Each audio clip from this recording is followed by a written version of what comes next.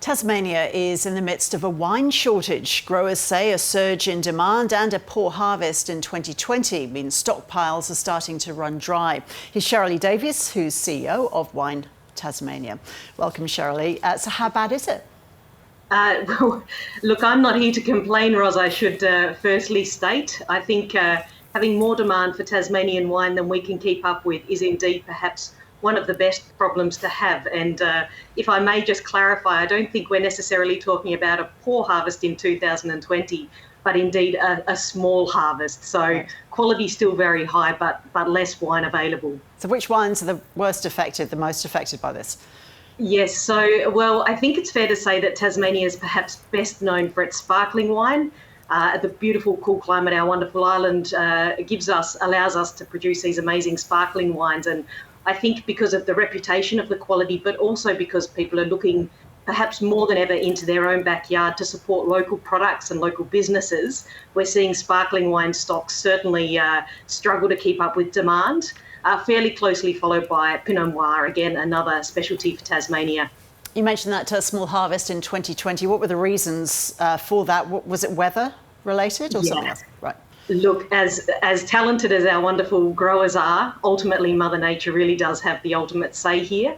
On an island on the edge of the world, we're incredibly exposed to all of the weather we get, and we do have a longer ripening period because of our cool climate. So our grapes, our delicate little grapes, sit out there on the vine for much longer than other warmer regions. So we just are exposed to a lot of risk there. As we love to say, high risk, high reward.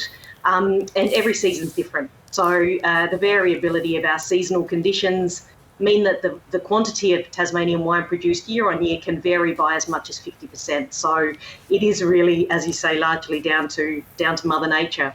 So how much has demand for Tassie wines increased?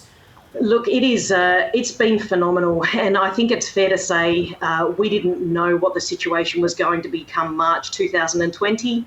Because we're quite small in scale, our wines generally are in that premium space. Our traditional markets, if you like, had been through restaurants and also through our cellar doors. And of course, March in 2020, both of those channels became no longer viable or open to our producers. So we were certainly, there were some worrying nights in those early days, just trying to understand how we would still be able to get wine off our little island and into the hands and taste buds of Tasmanian wine lovers around the country. So to be here 2 years later, seeing demand increase and our wine consumers just ordering, spending more, ordering more. Freight was the last topic of your interview, and obviously on an island it takes us much longer to get our wine around the country, but our wine lovers have stuck with us and gone above and beyond, and customers for life and friends for life, I think. And is demand coming from everywhere? Is it interstate and even overseas? It is, yes. Look, most of our Tasmanian wine, again being small in scale, about 95% of Tasmanian wine is enjoyed by Australians at home. Lots of demand from international markets, and we'll see what changes over the coming time. But we're certainly prioritising our local customers as best as we possibly can. And are producers planting more vines then to meet demand, Shirley? They are indeed. And look, as I said, the actual quantity of Tasmanian wine can vary quite a lot year on year, but we're about to go into our 2022 harvest. We certainly have fingers and toes crossed for a really solid one. Quality's very rarely an issue, but certainly in terms of the availability, we're hoping that we get back to solid yields this year.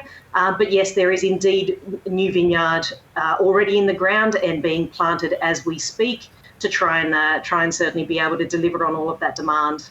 Nice to talk to you, Shirley Davies. Thank you. Thanks, Ros.